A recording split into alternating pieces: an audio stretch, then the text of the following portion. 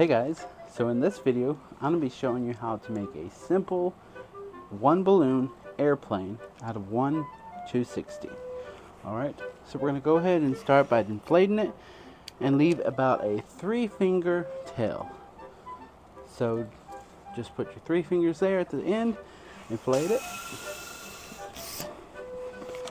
tie that off. Alright, and we got our 3 fingers. Alright. Now we're going to start by a 4-finger bubble. And then do that again. Make a 4-finger bubble. Then you're going to bring this back over to here. And right there you're going to squeeze and twist it. Alright. We're going to do that same thing again. So make a 4-finger bubble. If you need to, measure it next to each other. You're going to bring that back. Squeeze, twist it right there. Alright. And then we're going to make a 5-finger bubble right here. So it's just a little bit bigger than the 4-finger, as you can see. Alright. And then right here we're going to make a small 1-inch bubble.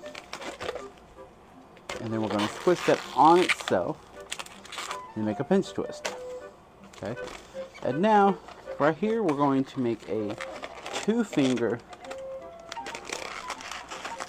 flower petal or loop twist, however you want to call it. Right there. So it should be right here. Alright, so you can either get rid of all of this, or I like to make a small 2-finger bubble right here. And then right here we're going to break the end. Whoops. Okay. Hold that like that, and we're going to break the end.